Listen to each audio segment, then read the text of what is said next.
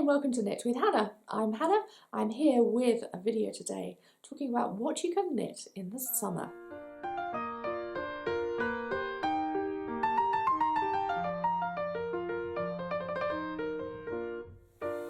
Hi and welcome to Knit with Hannah. I'm Hannah. I'm here with Knitting Natter to help you learn to knit the easy way. We're talking about knitting in the summer today, and it can be something that not many people realise, but do you give up knitting and then only pick it up again in September? Do you give up maybe March or April and say I've had enough? Or do you just not pick it up as much in the summer? I used to do that a lot, and there used to be times when I'd think in September or October, I've forgotten how to do that. What was that? I can't remember that technique and I can't remember that jargon. I feel like I'm starting from scratch. If you want to keep those skills up and you want to really appreciate the relaxation, so many benefits that you get from knitting, then you can carry on knitting in the summer. I've got 4 little tips for you. 4 things that you could really embrace this summer and continue knitting. So the first one is learn some new skills. Do you have ambitions for your knitting? Something that you want to knit that you know you want to use in 6 months' time, like a Christmas jumper, so you want to learn all about colour knitting.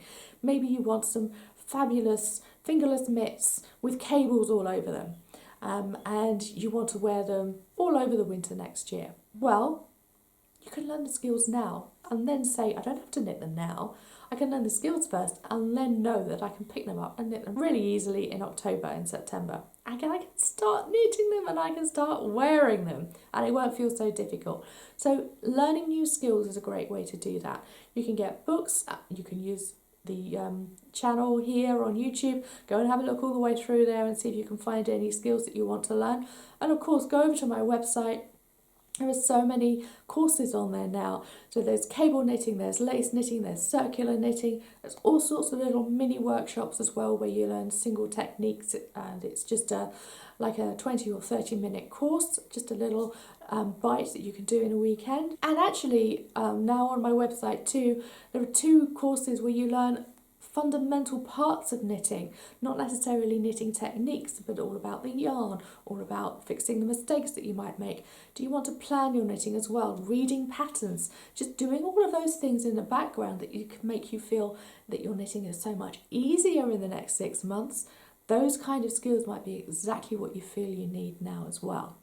Okay, so that's one thing. What's the next thing that you can do? Well, I suggest that you go and realise exactly what you've got in your yarn stash.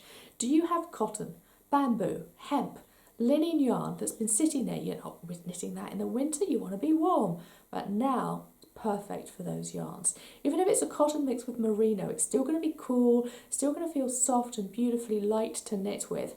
So get those out and start knitting with them. They're ideal for making a really beautiful lace shawl, for just covering up in the summer evening if you're sitting in the garden or you're going for your evening walk. Anything that you could knit with cotton and linen could be baby items, it could be baskets for the bathroom at home, it could be bookmarks. If, like me, you have a stash of bookmarks and you're running out, then go and knit up some bookmarks and you will have a brilliant stash ready to wrap up with any books that you get ready to give as gifts over the next 6 months. So that kind of thing will be ideal. It's just recognising you've got cotton, you've got linen, you've got bamboo.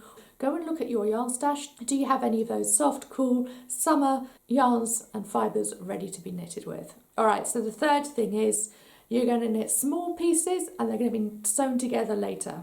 So small pieces might mean squares for a blanket.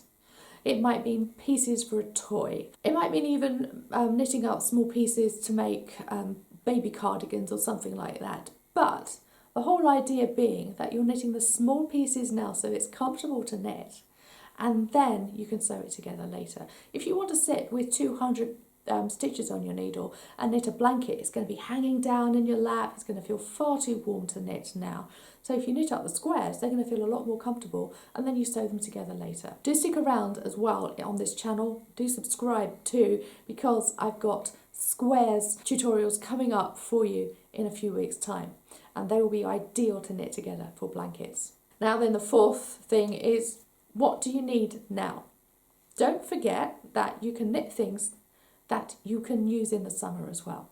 So you're not just knitting to knit a lovely woolly jumper. You can knit things and you need them now. So what could we use now? Well, we're not going out as much, we're not going on amazing summer beach holidays, but how about knitting a net bag? Kind of net bag that you might use when you're going to the beach, but you use it for shopping. You can fill it up and have a pretend holiday in the back garden. You fill it up when you're having a picnic, all that kind of thing. It just feels summery. We want to still feel that, even if it doesn't feel like that. The summer's a bit different than usual this year. So go for it. Net shopping bag. Knit up some cotton headbands or even a cotton turban, that kind of thing, especially if, like me, you need a haircut. It's ideal for keeping this hair just away, sticking at the back of your neck when it's just too warm in the middle of the summer. So go and knit something like that. Some scrunchies would even be useful. If you've been decluttering in the spring, you've got all of your clothes, all of your wardrobe organised, how about you cover some clothes hangers? It's just a great time to do it, because are you really going to have time to Christmas gifts in a few months' time, and you're making sure you've got a scarf and your dog's got a coat, a lovely knitted coat to wear when you go out for a walk? No. What you're going to need now are things that you can use and enjoy and cherish now in the summer, and for many years to come as well. So that's the 4 things. First one was learn a skill, learn some new knitting techniques that you can use as you grow in your knitting over the next months and years. And then it was go and get some cotton yarn, some linen yarn, go and even look on Ravelries for some inspiration on what to knit with those yarns. You'll be surprised about what you find, I'm sure. Number 3 was to knit small items, but you're actually going to knit them together. Those small pieces will make something much larger once you've knitted up all of the pieces. And then the 4th one was, of course, knit something that you want to use now. Be joyful about saying, I'm knitting something, and as soon as it's knitted, I can use it immediately.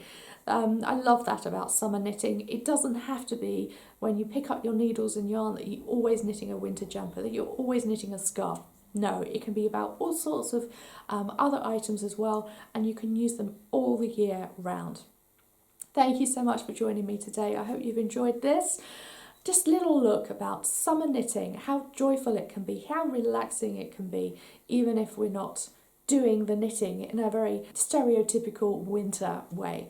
Right, thank you so much for joining me. I do hope I'll see you again soon. Do subscribe and click on the little bell for notifications. That will mean that all of the videos that keep appearing every Tuesday will be right in your inbox. Thank you so much for joining me. I will see you again next week. Bye for now. Happy knitting.